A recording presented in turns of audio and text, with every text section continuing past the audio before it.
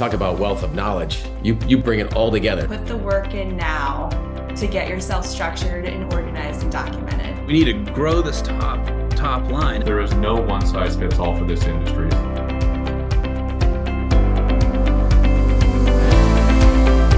Hey there, thanks for checking out this episode of the Restoration Masterclass on Profitability, sponsored by Encircle. Today, I am joined by the person who helped start the masterclass in the first season. I am joined by Gokul Padmanabhan, who is from Restoration Brokers of America. He and I did an entire series in 2022 on M&A, mergers and acquisitions, and that's still a huge part of the industry, seeing some interesting trends there, but that is not what we're here to talk about. We are here to talk about profitability this time around. So Gokul, thank you very much for joining me. I know that we're going to focus on 5 myths related to profitability in this, but let's start by having you introduce yourself and share a little bit about your background. Hey, Michelle, thanks for having me. Yes, I founded Restoration Brokers America, and we help owners just like you prepare, take to market, and exit your business whenever you're ready. And that's what we do in a nutshell. Perfect. Okay, and how long have you been doing this? Oh my God, for maybe about 15 years now. And we've done maybe about 600, 700 million in transactions, all in the restoration space. So like I say, I think we know enough to be dangerous. I would say so. I would say so. And you always have great stats to come out with. So, all right. So let's talk about the perceived,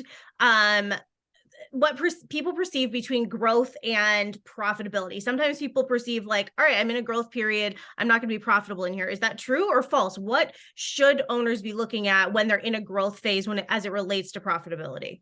Yeah, so we're going to talk about the 5 myths of profitability, right? And Yep. and I tell you how I came up with this. I mean, I think our firm is really unique in the sense like we talk to owners from all across the country. Right? We talk to mitigation only owners. We talk to full service. We talk to owners that are having 1 million, 2 million in revenue. We talk to owners having 30, 40, 50 million in revenue.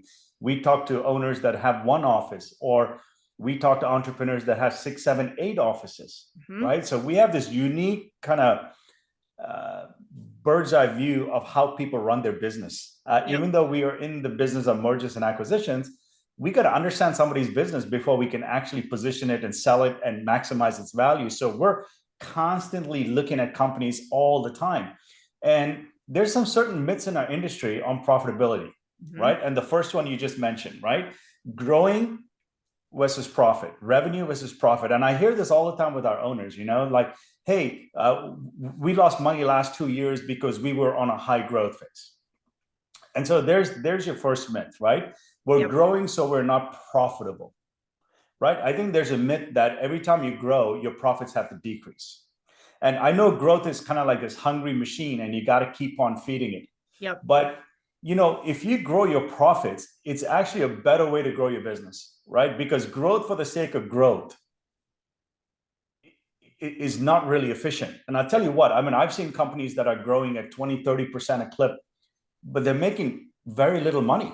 And then I've seen companies that are growing at 5, 7% a year clip, and they're highly profitable. So focusing on profit means you're delivering, your services, your organization is more efficient, right? And that's when profitability increases. So there's this whole myth that says, oh, just because I'm growing, I'm going to reduce my profit. And I want to maybe challenge our viewers today to say, hey, can I do both? And is there efficient ways in which I can grow? Is there efficient ways in which I can also be profitable as I grow?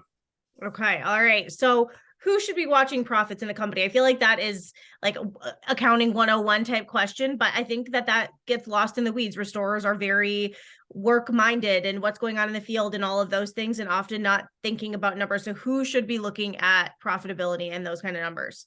Yeah. So I'll give you a true story. So I had a client of mine, had a buyer chomping at the bit to buy their company. And I think it was second week in January, and we are almost in the middle of February now. So second week of January, I say, hey, could I get year-end numbers? Okay. Oh yeah, sure. I'll get it from my accountant. We are 6 weeks into that request and we don't have year-end numbers. There's a problem with that, right? So we hear that all the time. Hey, I have my accountant. I got to get my P&Ls from my accountant. I got to get my financials from my accountant. They mentally, because we're doing a lot of things as owners and entrepreneurs, so if finance and watching the numbers is not your thing, it's easy to just outsource it to your accountant and just say, I have my account, right? Yep. And I can tell you there's a huge difference in performance of companies when the owner takes 100% responsibility for the net profit of their business. You got to, that's just part of your job. Yes. Right. Yes. And you got to, what I do in my own firm, for example, every first Friday of a month, I have a standing meeting with my accountant. Correct. And it's a 2-hour meeting. Mhm. We update our books. We go through budgets. We go through actual versus performance, right? Yep. What we budgeted, where we overspent, where we underspent, right? So it's actually scheduled for me all year out, right? Yep. So that would be a great way to do it. But at the end of the day, not knowing your profit month to month, I mean, weekly is too little. That data is not going to help you much because things fluctuate. Yep. Okay, so you at least got to look at your profitability on a monthly basis and a deep dive on a quarterly basis, right? If owners are not doing that and they don't understand where the profit is coming from, it's just like driving blind. I mean, you're driving fast, but we don't know where we're going. Yes. Okay. So bank balance accounting, I feel like this kind of ties in with not understanding your numbers and where to really look. So what do you mean when you say bank balance accounting? I can take a guess, but. Okay, so I'll tell you, this is a true story. So we had a huge private equity looking at a business in the Southeast. And we were talking, we had an offer on the table that was, let me just say it's north of 30 million. Okay, let me just put it out. It's a big company. Yeah. Right. So we're talking, going through discovery calls and all that good stuff. And the buyer, the private equity, asked for a couple of reports and the sellers couldn't produce it. And we're just talking about it. Well, where can we get it from? Well, here's my checking account. And here's a big company that was running out of their checking account. That's what bank balance accounting is. That's like looking at your checking account every day, every Friday, and say, oh yeah, I made payroll, I paid everything, I'm good. And that could be the furthest from the truth, right? Maybe you didn't pay your vendors yet. Maybe some of the jobs you've done haven't been collected yet, right? So looking at the bank, your checking book or your bank account for your accounting, it's kind of like, driving a car. It's like looking at your oil gauge to see how fast you're going. Okay. I mean, it's just, I know it's in the same car and it looks pretty, but that's not the way to run a company. No, you have to look at financials. You have to look at profits, at least on a monthly basis or quarterly basis. Yes. And it's unbelievable. There's a lot of owners that get stuck in this, where they keep looking at the bank account and just saying, oh yeah, the company's doing great. But we don't know that. You could be losing market share. You could be having bad customer reviews. So 6 months down the road, it could affect you. Yep. Right. So there's a lot of other things that we have to keep our eye on other than just looking at our bank account. Even though if you got a fat bank account, it's nice to look at it. But it could change overnight. Like you said, you could have many things come out of there and overnight, all of a sudden you're like, oh no. So correct. Yeah. So instantly, you paid a vendor, you paid out your bonuses this week. You bought 10 DHUs, whatever that might be. All of a sudden that bank account can go down very, very quickly. So when you're driving a car, you want to look at the speedometer. You don't want to be looking at the oil gauge. And that's what the bank balance is when you're running your business. Okay. Yeah. All right. So how about conforming to industry norms? I think restorers again get caught up in numbers and it's like, oh, this is like the average amount that restoration companies make in profit. And so if I'm anywhere close to that, I'm good. So how can that be a trap that people get caught in?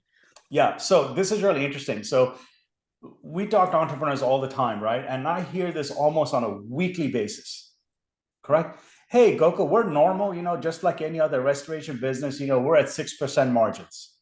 And then, 2-3 days later, I'll do another discovery call with another client of mine. And hey, Gokul, yeah, we're typical full service, we're running at 11%, or sometimes people will say, hey, yeah, we're just a mitigation company. We're doing whatever, 3 million in revenue and we're running at 22%, just like a typical mid company. So, you got to be really careful into buying to industry norms because it's a pretty wide range in how people run their companies, and there are people that will run at 6% margins and say, man, it's impossible to get to 7 and 8. That's the norm. Yes. No, it's not. Okay. We've seen companies running at 4% net margin. We've seen companies running at 20-25% net margins. Mm-hmm. Yes, it's hard to believe. We've seen it. I mean, we've seen the P&Ls on how people are running it. So I think falling into the trap of we're a normal restoration company could really hurt profitability. I think this has got to be almost like working out or taking your vitamins or something like that, right? You got to constantly keep chipping at it. Yes. Correct. And you don't want to assume that the margins you got is industry norm. You want to keep chipping at it every year, every quarter, every month, and keep moving your company forward, making it more efficient. Yes. Yeah. So for people who are listening to any of these episodes and thinking, all right, yeah, our profitability isn't great, but gosh, I don't even know where to start. There's no magic pill. It's not going to happen overnight. But what are some spots that companies can start with to help get the ball rolling to working on their profitability? Correct. So yes, there's no magic pill. We hear that all the time. So we'll do valuations on company for our clients. And let's say it's worth X, but they want X plus so much, right? And that's fine because everybody's got their number and, the idea of retirement and go into the next chapter and their needs. And so the very next question after that would be, hey, what is the one thing I can do to increase profitability? And, we get that quite a lot. We call it the magic pill question. And the simple answer is there's no magic pill. Okay. Profitability comes from a little bit here and a little bit there and a little bit here. That's where profitability comes from. And that's why it's so hard to track it day to day, week, month, quarterly, right? Because you got to do a lot of things well to do profitability. But here are 3 places like I would start, right? So if I'm trying to increase profitability, even in my own business, the first place I always start is cost of goods. Okay, those are your variable costs, right? So that may be your technician cost. I would check overtime, fuel charge, those kinds of things that fluctuate on a monthly basis. That is the first place I would start, right? Yep. And a small increment, reducing cost of goods or your variable cost could add huge profitability to your business. So it doesn't take a lot. Right. So you don't want to look for these big chunks of things that you can do to increase profitability. You're looking for micro things to do. That's the mindset that you want.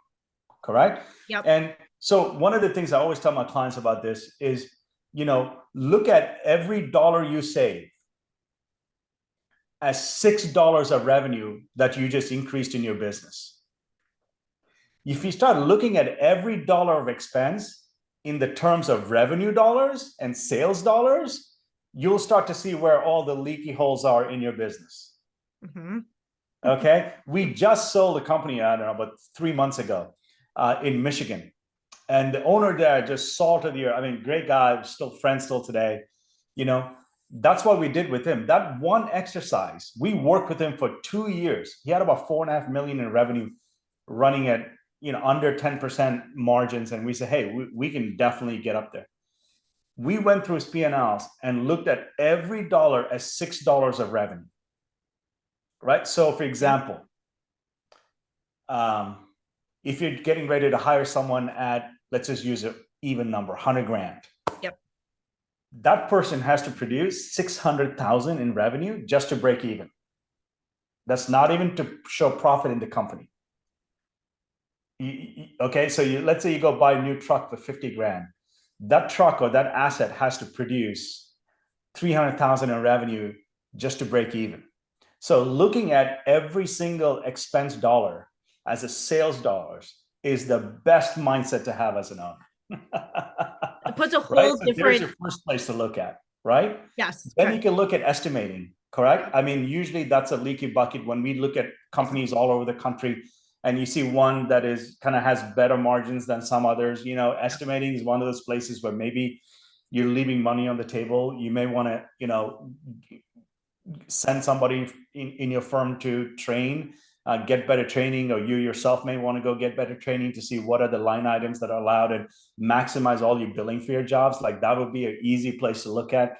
And then the third place to look at is, your comp plan. Is you want to make sure that all of your employees are focused on profits, not just revenue, but they're also rewarded for profits, right? Yeah. So that's where I would start, top 3 places I would start. And we recommend this all the time for our clients. and we see real differences in their values. We've doubled valuations sometimes by using this methods, the three of them. Okay. It is interesting how, like you said, compensation can tie in, and how rewarding your employees can directly affect your profitability. Like, it can be hard to let go of that money sometimes, but sometimes Correct. letting it go can reap many, many rewards in return for the company. Correct. Yes. Correct.